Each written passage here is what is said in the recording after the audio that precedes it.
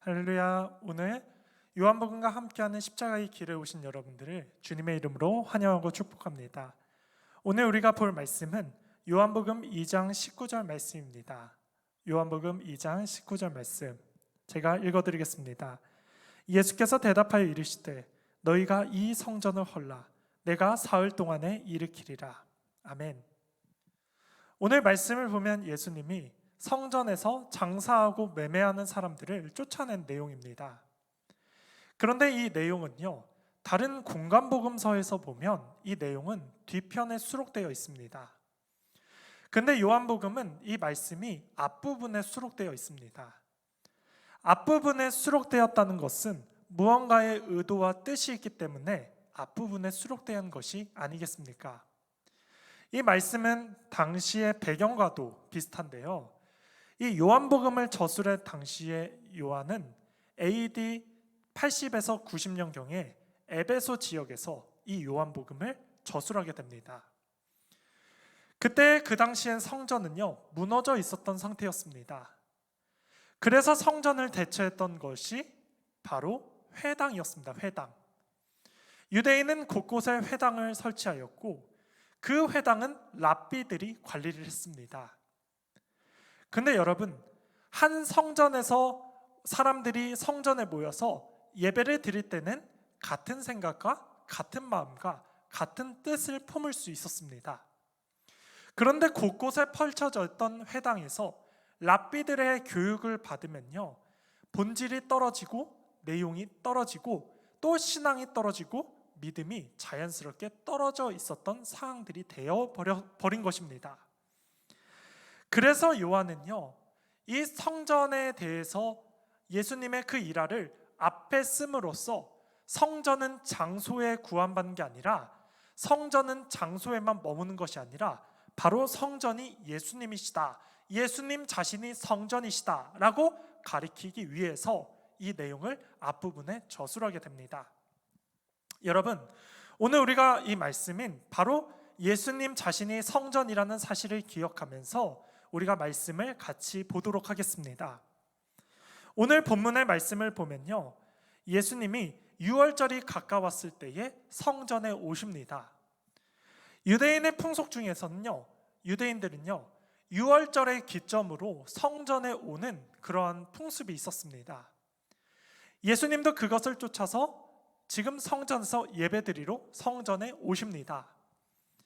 그런데 이 성전에서 무엇을 보시냐면 14절의 말씀에 성전 안에서 소와 양과 비둘기 파는 사람, 그리고 돈을 환전하는 돈 바꾸는 사람을 주님이 보시게 됩니다.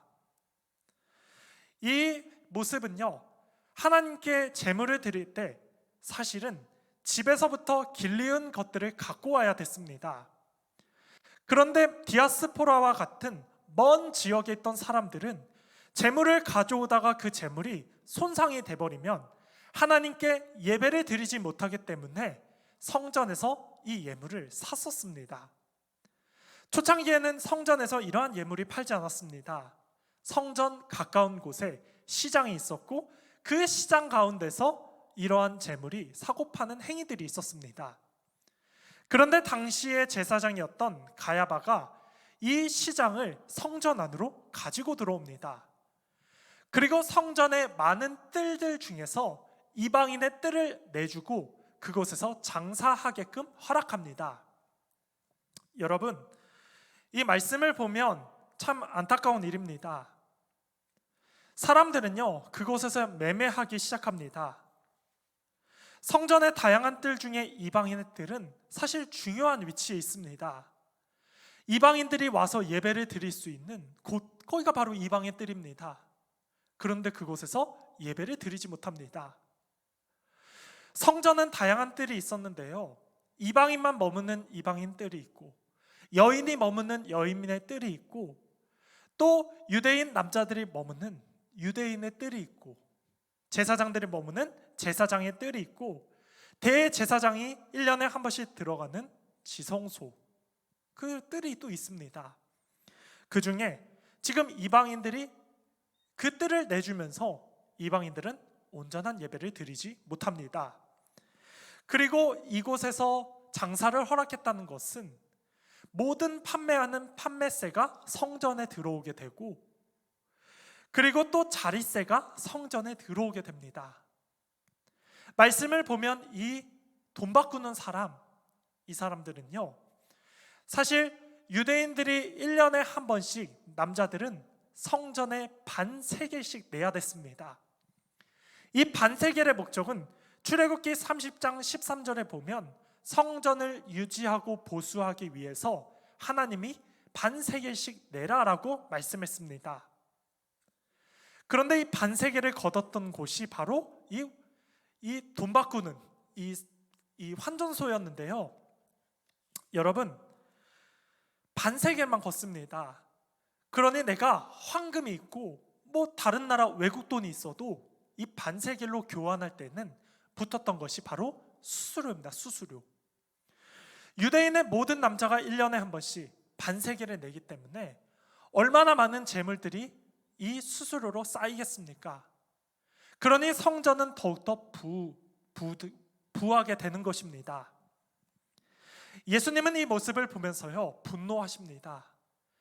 예수님의 이미지를 생각해 보면 사랑, 인자함, 선하심, 그런 주님께서 채찍을 만드시고 양과 소와 비둘기를 쫓아내고 환전소의 이 환전상을 엎으셨던 게 바로 주님의 모습입니다. 여러분, 주님이 왜 분노하셨습니까? 예수님이 왜 분노하셨습니까? 이런 것이 아닙니까? 성전의 참된 예배가 무너졌기 때문에, 성전의 참된 예배의 모습이 무너졌기 때문에 주님이 분노하고 있는 것이 아닙니까? 또 대제사장들과 성전을 관리하는 사람들이 백성들의 눈을 멀고 귀를 막게 해서 온전한 예배를 드리지 못하게끔 방해했기 때문에 주님이 분노하십니다. 여러분, 얼마나 악랄했냐면요, 비둘기도 판매했습니다. 비둘기는 하나님이 가장 가난한 사람들이 주님 앞에 드리는 제물이 바로 비둘기입니다. 그 비둘기까지 판매했다는 것은 얼마나 많은 사람들의 물질을 착복했다는 말입니까? 여러분, 우리가 이 모습을 보면서 다시 돌아볼 필요가 있습니다. 우리도요, 예배의 모습이 너무 쉽게 생각하고 어느 순간부터 돌처럼 굳어버리고 어느 순간부터 온전한 예배를 드리지 못하고 예배의 자리에서 내가 심사위원이 되고 예배를 판단하고 비판한다면 우리는 이 제사장들과 유대인 사람들의 모습과 다를 게 없습니다. 여러분, 변질되면 예배의 장소가 장사하는 곳으로 바뀌게 되는 것입니다. 이방인의 뜰은요, 굉장히 은혜로운 장소입니다. 이방인들이 하나님을 만날 수 있는 유일한 장소가 바로 이방인의 뜰입니다. 하나님의 영광을 누리고 기도하고 하나님을 예배하고 만나는 그곳이 바로 이방인 뜰이었습니다. 그런데 변질되니까 사람을 속고 속이며 또 장사하고 매매하는 곳으로 바뀌고 예배가 사라진 곳, 바로 변질된 이방인의 뜰입니다. 여러분, 이러한 곳은 주님께서 헐어버리겠다, 너희가 헐라 라고 주님이 말씀하십니다. 첫사랑을 잃어버리고 감격했던 순간을 잃어버리고 우리가 예배의 온전한 모습을 찾지 못한다면 헐려집니다. 무너질 수밖에 없습니다. 그러나 우리가 다시 돌아갈 길은 있습니다. 다시 회복할 길이 있습니다. 그것이 바로 19절 말씀에 이렇게 기록합니다.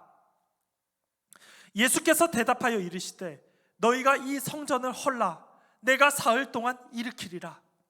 주님이 사흘 동안 일으키리라 라고 말씀하신 것은 주님이 자신의 몸이 성전임을 가리키고 있습니다. 여러분, 예수님은요, 예수님 자신이 성전이라 말씀하십니다. 이 말은 다른 말로 무슨 말이냐면, 우리가 성전이신 예수님을 믿는다면, 성전이신 주님을 붙잡는다면 다시 회복할 수 있습니다. 성전은 보통 하나님의 임재를 나타납니다. 주님을 다시 믿는다면, 주님을 붙잡는다면 그 임재가 우리 가운데 다시 임하고 우리는 예수님을 통해서 다시 하나님께 회복할 수 있고 예배의 감격, 기쁨들을 회복하는 것을 누릴 수 있습니다. 주님을 만날 수 있습니다. 제자들도요, 22절 말씀에 보니까 이 말씀을 기억하고 믿었다라고 성경은 기록하고 있습니다. 다시 회복할 길은 바로 예수님을 믿는 것입니다. 성전이신 예수님, 임재의 주님을 믿고 나가시는 사람이 다시 회복할 수 있습니다. 내 아버지 집을 장사하는 집으로 만들지 말라. 내 아버지의 집, 예수님의 정체성, 내가 하나님의 아들이다, 내가 성전이다, 내가 주님과 하나님과 다시 연결할 수 있는 유일한 길이 바로 나다라고 가리키는 게 바로 예수님입니다. 여러분, 예수님을 믿으시기 바랍니다. 임재 가운데서 회복하시는 여러분이 되기를 축복합니다. 주님을 믿는 사람들에게는요, 주님의 임재가 우리 안에 흐르게 됩니다. 그래서 우리도 주님을 닮아 성전이라고 말합니다. 사도 바울은 고린도전서 6장 19절에 이렇게 기록합니다. 너희의 몸이 너희가 하나님께로부터 받은 바 너희 가운데 계신 성령의 전인 줄을 알지 못하느냐? 너희는 너희 자신의 것이 아니라 라고 사도 바울은 얘기하고 있습니다. 맞습니다. 우리가 주님께 돌아간다면 그 임재가 우리 안에 흐르고 성전이신 예수 그리스도를 본받아 우리 자신이 성전이란 사실을 깨닫고 우리 안에 예수님을 붙잡고 살아갈 수 있습니다. 그런 사람들에게는 성령 충만이 주어지고 다시 주님과 교제하고 다시 주님의 기쁨과 주님의 생명을 다시 공급받아서 그 생명 가운데 일으킴을 받는 사람들입니다. 사랑하는 성도 여러분, 예수님을 믿으시기 바랍니다. 붙잡기 바랍니다. 내 안에 있는 성전을 붙잡기 바랍니다. 주님을 다시 붙잡고 그 감격의 예배들이 회복하시는 여러분의 삶이 되기를 간절히 축복하겠습니다. 아멘. 말씀의 결론을 맺겠습니다. 예수님이 성전을 헐라라고 말씀하신 것은 아직도 돌같이 굳은 마음들, 아직도 주님을 믿지 못하는 사람들이 해당됩니다. 여러분, 그 위치에 있었다면 이제는 벗어나십시오. 일어나십시오. 주님을 붙잡길 바랍니다. 코로나 때문에 굳었던 내 마음들, 습관적으로 예배드렸던 그 마음들을 다시 돌이키고 회개하고 주님을 붙잡으면서 회복하시길 바랍니다. 그래서 주님이 내가 일으키겠다 라고 말씀하신 그 말씀을 붙잡고 다시 주의 능력으로, 주의 은혜로 일으킴을 받고 주님 안에 일어서시는 여러분의 삶이 되기를 간절히 축복하겠습니다. 오늘 하루도 살아갈 때 주를 믿으며 주님의 성전 되신 주님을 만나고 또 주님의 임재를 경험하면서 나의 삶 가운데서, 여러분의 삶 가운데서 주님을 예배하며 오늘 하루도 승리하시는 여러분의 복된 삶 되기를 예수님의 이름으로 축복하겠습니다. 아멘. 우리 이 시간 기도하겠습니다. 하나님 아버지, 감사합니다. 주님이 성전이시고 그 성전이 내 안에 계시다는 사실을 말씀을 통해서 깨닫게 되었습니다. 성전이신 주님을 붙잡고 오늘도 주님을 믿으며 그 믿는 믿음 가운데서 오늘 하루도 승리할 수 있도록 아버지 함께하여 주시옵소서. 결단했습니다. 기도했습니다. 주여, 이 결단대로 오늘 하루 승리할 수 있도록 주님께서 붙잡아 주시옵소서. 모든 걸 주께 맡기오며 살아 역사하시는 예수님의 이름으로 기도드립니다. 아멘.